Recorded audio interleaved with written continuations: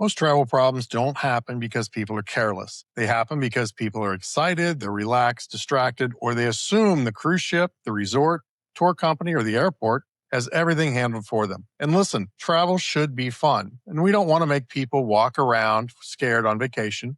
But the safest travelers are usually not the nervous ones. They are the prepared ones. So today, we're going to cover 5 safety practices every traveler should follow, whether you're cruising the Caribbean, staying in an all-inclusive in Mexico, or exploring Europe from a cruise port. And these tips are not just for first-time travelers. Seasoned travelers need these reminders too, because sometimes the more comfortable we get, the more likely we are to skip the basics. Welcome back, Wanderers. This is Wonderworthy Travel, and I'm Steve. And I'm Laura. And we are the Wandering Empty Nesters. We help travelers plan smarter trips, avoid common mistakes, and feel more confident before they go. So let's get into the 5 safety habits that you can help protect your vacation, your budget, and your memories. And number 1 is have a what-if document plan. Before you leave, you need a simple document safety plan. That means your driver's license, travel insurance information, cruise document, resort confirmation, hotel confirmation. There are a lot of details, and not to mention emergency contact information should not just live in one place. And where do they live for most of us? On our phone. Yeah. Our phones are so helpful for carrying all of that, but you can't just depend upon your phone. And don't depend upon it just because you had it in an email. Don't keep everything important in a simple bag, a purse, or a wallet. These need to have digital copies that are saved offline on your phone because sometimes there's just no signal. Maybe you're standing at the check-in desk and they want a confirmation number and you weren't prepared and you're trying to get a signal. You're not connected to the hotel Wi-Fi. And now you're trying to get into your email. You're waiting for it to People download. behind you waiting. Yeah, it just gets more and more stressful. And it's something simple like a document that you should have already had offline on your phone. I make a ritual of keeping everything in a folder. Google Docs is a great place for this, but others do it as well. And they have an offline method where you can take that folder and say, I want these to be available offline.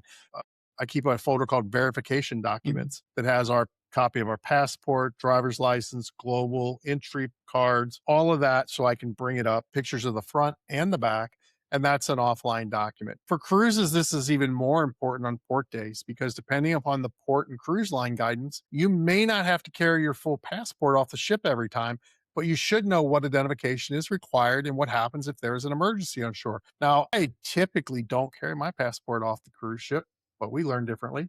Well, it depends on the country. Some, they say carry it because you could get stopped and asked for it. But I think we've only done it in Europe. Absolutely. And Europe is a place we carry it a lot because a lot of places to buy tickets or to check in somewhere. If you were going to go to one of the cathedrals in Europe, if you're going to go to Colosseum, they don't want just your passports or your little pictures. They won't take a picture copy. Right. They wanted a passport in Monte Carlo. To go in the casino, they wanted to scan your passport. Every hotel, when you go to Europe, wants your passport. And that's great because a lot of people go there and they leave it there. But then you go out and you want to buy tickets to an excursion. Well, they want to see it too. You want to go into the casino. They want to see it too. And I know, especially here in the U.S., as driver's licenses and such get digitized, that's not going to cut it. A digitized version, not what they want. I think Americans are just not used to it. We don't carry our passports around. Well, that's true. Europe, people carry their passport. That's just something that they keep on them. And I just don't know that we're used to that. Well, we're not. And it's not so much that, well, yeah, certain countries are restrictive and you should have your passport on you for identifications. You can go country to country. That's the thing, right? Because you can very quickly hop country to country. We got off and went to Nice, and we literally went on that train through 3 different countries. Right.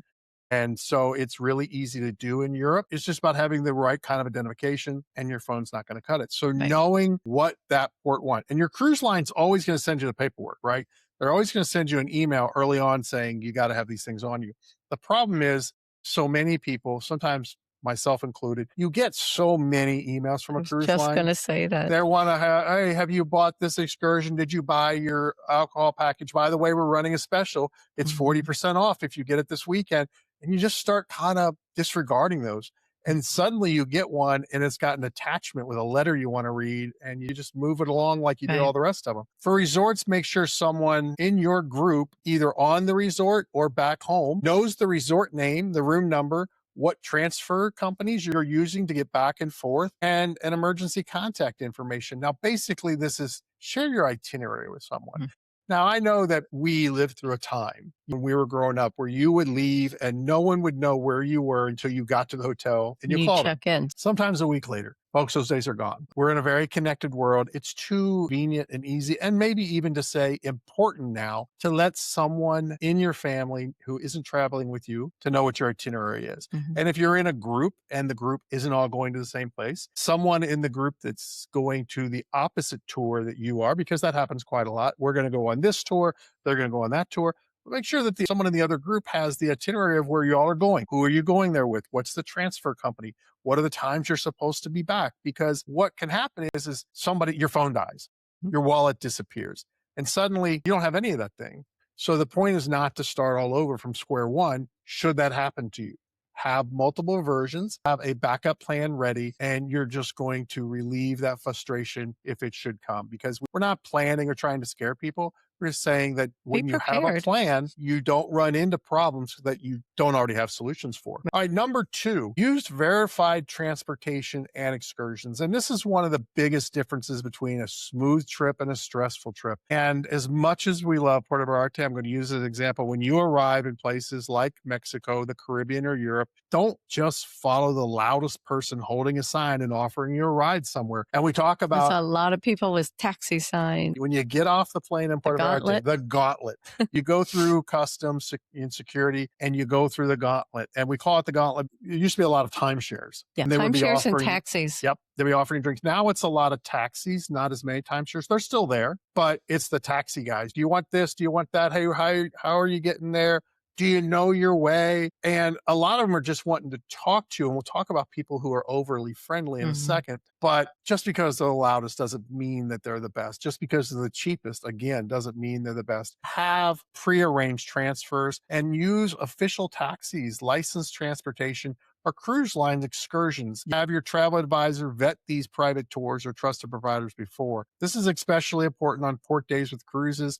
Always know the difference between the ship time and the local time, right? Mhm. The ship is always going to be on the same time. They don't always adjust to the local time. And when you disembark, when you walk down that gangplank, there's always that clock.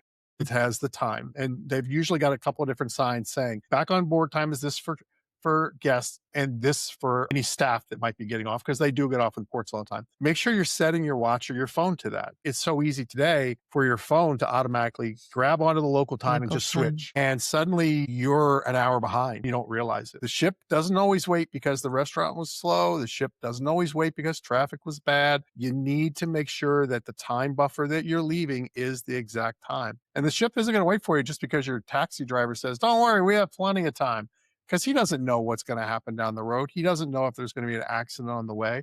These are things that you have to watch out for. And this is what using a vetted taxi or a vetted transportation is really good for, because they understand why it's important to get back to the Yeah. ship on time.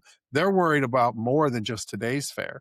They're worried about whether or not someone's going to want to book them later because Or they're recommend right. them. That's exactly it. They're worried about how you're going to review them because they're on Viator or they're on something else, because they are authentic, they are vetted, and they want good reviews. So they're going to make sure that you get back within a certain amount of time. They're not going to worry just because you're going to tip them today or tomorrow. They want that, but it's about the future ones as well. A great example in Italy, we had a driver, Mario, and he came and told us, we have to leave. We have to leave now, because he knew how much time he needed and how much time he needed to buffer in case there was an issue. None of us were ready. We didn't want to leave, No, but exactly. But he said, we have time to to go. go. It's You know, time to go. time. And we trusted him. It's important to have that person who's really outside the group, who's keeping track of the big Right. picture. They want you to have a good time, but they want the day to end well. And they know when it's time to pull you away from all the fun you're having and Right. time to hit. It's so much easier too when you prearrange the stuff and you get off the plane, and finding the right travel transfer company is about just looking for the guy with the sign. You're avoiding all the chaos, because airports everywhere around the world are Mhm. chaos. And sometimes it's just chaotic finding where the drivers are. But when you find the driver and he's got the sign, and so many today, it's an iPad, right, with your name Hmm. on it. That's the guy you're looking for. And you get off the cruise ship on disembarkation day. That is chaotic, Yeah. finding your luggage. Some people are going to buses, and some people are going to shuttles, and some people are going to taxis. The only thing that you need to worry about finding is the private transfer area. And there's usually signs that point you there. And then you're looking for the guy with your name on it. And that's just so much more less stress than trying to arrange for a taxi that day or trying to arrange for some sort of transfer. It just takes all of it out of there. And that guy's going to get you to where you need to go on time because he was pre-arranged to go from point A to for where you're at to there. He's not asking, well, where are you going? Well, they planned that. I got to go this way and that way. Your guy already knows where you're going. He's already mapped it out. He's Mhm. already looked at the route to see, is there construction there today? Is that going on today? Do I need to look at another route? He's already got the route that's going to get you there on the time plan. Now, things can pop up, but he's already planned ahead. This is one of the areas where a travel advisor can help you so much because they're doing those plannings. They're looking at what those times are and just helping you avoid the chaos. Not because you can't book these things yourself, but because the right transfer, the right tour, and the right timing can remove so much uncertainty before you ever leave home. Number three, and this seems like an obvious one from everybody these days, but protecting your phone, your money, and your access. Your phone is not just your phone when you travel. It's your boarding pass, hotel confirmation, cruise app is there. You got your maps. So many people using them as translators these days. I think they make great cameras instead of lugging another camera around. And your banking access. You make sure that you've got funds here. Maybe you have to release a certain amount onto a card, or you just want notification if somebody got your card. It's your only way to contact your group. So it's important to protect it because it matters a lot. So back home, you may not have a really strong passcode. You may not be using the fingerprint recognition or facial recognition. But when you go traveling, especially overseas or anywhere outside the US where you're not familiar with things, turn on the phone tracking. I know a lot of people in the US turned off the phone tracking because they're afraid their own federal government's going to track them. But go ahead and turn it on simply because you can use the lost phone feature from Right. someone else's phone or a computer to figure out where it is, and always bring a portable charger. I know that seems like something you're definitely going to do when you're going to be away on an airplane or other places, but you might forget it when you go out on an excursion, or maybe you're just going out to visit the port. You leave that charger at home or back in the room. If you have a nice charger, maybe buy something smaller that you can just carry with you. They're not even large chargers, but the 10,000 milliamp, and that's going to charge your computer. We don't need to carry Yeah. that out in the It's a little port. much. Go get the 5,000 milliamp that you can put in your front pocket. They're super tiny. They cost $10, $15. Mhm. And maybe it just charges your phone once. Well, that's okay. That's all That's you what you need. need while you're in town. You Yeah. don't need to charge your laptop. You just need to give your phone a boost. So have something that's easy to carry so that you can carry it while you're in Right. town. Save your hotel, your ship, and your resort address somewhere where you can access it without the internet. Again, offline. And money, and we do this all the time. Don't carry every card you own and don't have all your cash in one place. I know you're going to talk about Las Vegas here, Oh, but it happens. yes. You tell the story, but I'll let you go ahead and tell it. Um, Fremont Street, the street people, if they're doing a good job, if you like them, you tip 'em. Well, we made the mistake. All the money was in the same section of, I think, your little shoulder Yep. bag. And instead of just pulling out a couple dollars, he ended up pulling out the whole wad. It caught someone's attention. Both realized that he was tracking us, and he followed us around for a little bit. And I think he finally realized that we knew he was following us. And then he broke off to someone else Yep. because they're looking for people that are just having a good time and not paying attention to their surroundings. Yeah, absolutely. And so a lot of us carry flash bags, shoulder Hmm. bags. My main money in the little hidden sort of places Closest your to your body, chest. Yeah. and keep a few dollars in the middle. While Fremont was just on the other side of our hotel, Yeah. and I just hadn't And that was separated. our mistake. Well, that was my mistake. I didn't separate it before we got Right. out there. And when I went to give a tip to one of the street entertainers, you call them street people, but they're entertainers, street entertainers. I did. I put out the whole thing and he clocked it. Where is always something you need to Mhm. be cognizant of, but try to plan for those mistakes. But when you make those mistakes, like I did, best thing to do is just keep walking where you're going and keep turning around and making contact with Right. that guy.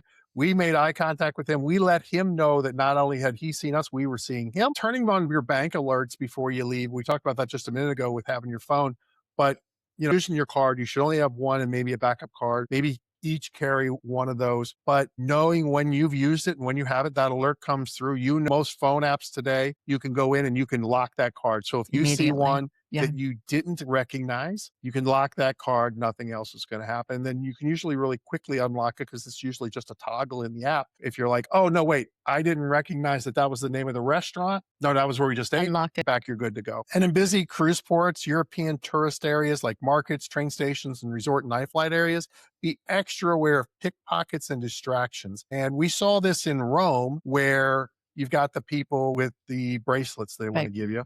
Or the roses. The It's kind of the roses, same thing. right? They want to give you a free gift. They're usually very friendly with you. Now, look, It's usually the women because, pretty lady, and they give you the rose, and then Right. they want the money from the man. but in Rome, it was the guy who was complimenting colors, the yes, shoes, which yes. were gym shoes. Right away, Italians, they don't do gym shoes. No. That's not something they're going to be complimentary of, but they want to be friendly and have a conversation with you. And then they want to, oh, let me give you this free gift. Sometimes they get very aggressive about putting that bracelet on your wrist. Mhm. In Las Vegas, it is gentlemen who are dressed as priests Mm. who want to share the word with you. And and that's what they want you to do. So tip them for this gift. The best thing to do is just keep walking past them. Yeah. Stop and engage them. The bridges in Italy, like the bridges in Paris, they have the little locks they Yeah. want to send you, to express your love for each other. Look, and these are all great. And if you're okay with giving them a tip because you do that, there's nothing wrong with that. But don't let people force these on you and then make you feel obligated to give them tips. That's the scam. It's okay to be rude. Always also be aware of people who are always really friendly with you because they're working in teams and they might come up and pickpocket you. It was funny because we were in Barcelona and we were one morning in a little bakery getting How funny. getting some pastries and coffee. There was a local there at a table, and I had slung my bling pack around my back just because I was leaning against something and I just wanted to move it a little bit. The local was like, "Don't ever do that. Yeah. Don't head on your back." He was trying to Yeah. protect me. Yeah. And people can be friendly without having an alternative. Yeah. And we don't say this to scare. Not at all. Yeah. We don't to scare people to step outside of their comfort zone in travel, but be prepared and understand, happen, how to protect yourself, and that there really are people out there looking for you. I mean, we had a few people tell us, area, be Yeah. careful of pickpockets, and they tried to tell us what to do. Now, luckily, we already knew most of it. Don't even keep anything in your Watch for pockets if people you bumping can. you. Yeah. I'm more good people out there trying to protect clueless tourists than the bad people. And being aware of what might happen, always, recognize things because your mind goes off like, oh, I heard about that. We talked about using certified tax, you should. You should never take a taxi in the city. You should just be aware of what is an official taxi. Right. All the official taxis look the same way, right? In Rome, they're white and they have a taxi sign on front on the roof, and they have an official license information displayed on the outside of the vehicle. And if you understand that that's the official governing taxi, you're much less likely to get scammed or taken advantage of because these are people who have to pay a significant amount of money to get to be an official. Right. So they're not going to throw that away necessarily. Now, does that mean that they won't do anything odd? No, we reached an official taxi in Vancouver who said he took credit cards to arrive at the airport. Well, the And credit card machine is broken. wanted cash. Okay. All the places we've been, I got scammed by an Uber here in the States. Yes. I mean, don't have to leave the country. So don't be afraid to leave the country. Right where you live can be an issue too. So you just need to Oh, understand absolutely. this ahead of time. Scams Yeah. are not And unique I mean, for it happen here every day. it can happen anywhere. So I make sure that we're No. telling people, don't be afraid to travel. If you're in a situation that you feel uncomfortable with, you got to do what you got to do Right. and then back out of it. I know some people are out hearing safety tips and they're immediately thinking, well, this sounds so stressful. I'm just not going to go anywhere. That is, again, not the point. The point is not to make travel feel scary. The point is to make travel feel easier because when the basics are handled, you can relax more and you're not wondering where your documents are, guessing what ride is safe and which isn't. You're not panicking because your phone battery died at 3%. A good plan does not remove the fun. Good planning protects the fun. So let's get to number 4. And then this is another one that people are going to be like, "Ugh, are you really counseling on this?" Be smart with alcohol, water, and activities. This is the one that matters on cruise lines the most, I think, and in all-inclusive resorts because food, drinks, pools, and the beaches, the boats, and excursions are all part of the experience. But when we're in vacation mode, people can tend to overdo it. Use the water drink W- ratio. Yeah, we've before two to Yep. one. Eat real meals, not just snacks to offset it.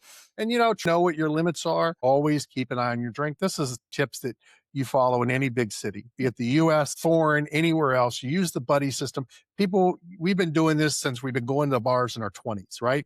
You have the wingman, the buddy system. You're walking out, watching out Mhm. for each other. I know women, when you're all out in bars together, you're all talking about watching your drinks. Don't leave your drinks alone. You hold your drink, You right? hold your drink like that. But these are things that are worth remembering to use everywhere, not just in the US, not just in your hometown, because you would do these things in your hometown, Yeah, but you do these things when you go out too. And I think sometimes we get in vacation mode and we forget like these are so valuable. Being on vacation is meant to be fun, but being on vacation doesn't mean you leave all your common sense back in the cabin. One thing that's really important about beaches that sometimes people forget is paying attention to beach flags and warning flags. But here's something that travelers have all experienced this, and that's that not all beach flag systems mean the exact same thing everywhere. they don't. I thought they did. Well, I thought Remember they did in the States, yes, but Okay, remember when we were in Cancun, we saw the purple flag, but it meant something totally different. Learn what your flags mean in different and places. there's usually a sign on the back of the lifeguard stand Very often in the if there's a hotel or the lifeguard. resort, there will be something talking about, what flags mean. Of course, it's an easy Google search to say, "Hey, I'm in Cancun. What does a purple flag mean?" Yeah, in the United States, most everywhere, green means calm water, yellow means moderate surf and currents, and red means dangerous conditions. Purple Purple means marine marine life. life. But when you're traveling in Mexico, the Caribbean, or Europe, don't assume that all the flag colors are exactly the same. If you're pet and you want to know, like, hey, are there with strong currents or jellyfish? Have your travel advisor look up the beach kind of issues there before you arrive. Let you get part of your those information so you can look it up in an offline way, or ask someone locally. What does this mean? Hey, we saw a purple flag out there. Go to the front desk and say, what does that mean? If there's no lifeguard or anything out there, if Mhm. you're traveling on the shoulder season, lifeguards may not be on the beach because technically it's not in season anymore. Right. Your crowds are smaller, but also sometimes your information might not be as in front of you. You might Mhm. have to go seek it out. Right. Don't just wander go ask about what does it mean. All right, number 5, make a group plan before you need one, both with people you're traveling with and people back home. This is a safety habit most people skip. Before you split up with your group, a meeting point. Back home, give somebody your itinerary on where you be. Now, that doesn't mean if you change your plans that you should call back home and let them know. I mean, you can email that says, "Hey," or chat message, "Hey, we're going to go check out this excursion ship or a little pirate tour." You can do that, but really just have the itinerary back home where people know that you're in this port on this day. The ship leaves at X time, and they normally hear from you.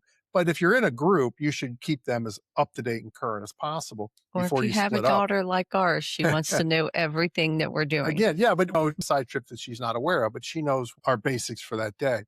Before you leave the ship, know the return time. We talked about that. Know the local time versus the ship time.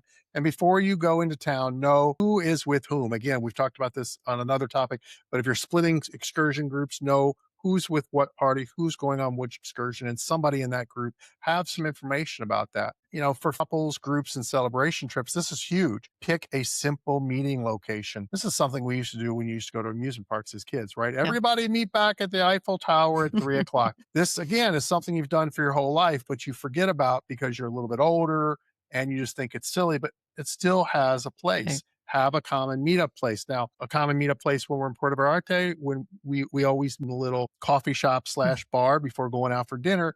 And people are different places during the day, but we almost always meet as a group in that place for a drink before going out for dinner that night. So Right. have a common place to know where people are going to meet, because what happens if someone's phone dies and they're not able to contact you back and say, "Hey, we're stuck here," and you don't know they're gone or missing. So when they don't show up there, we're going to start asking, "Where's so and so? Went over to see this. Anybody see them since they come back?" Somebody needs to start thinking about where you're at to help you out. Bonus tip, and I think this works even in the US, but definitely when you leave the country, set up WhatsApp before you travel. A lot of Americans really don't know what WhatsApp Mhm. is, but outside the US, it's a very common communication platform. Not just for talking to each other, other, but Mexico, that's how you make Yeah. dinner reservations. In parts of Europe, Mexico, and the Caribbean, it is the normal way that Yeah. drivers, tour guides, hotel staff, how they communicate with people. Mhm. But here's the really cool thing about it because, there's a lot of differences in signals, cellular, Wi-Fi there. WhatsApp is designed to work on a regular cell service, even if it's weak,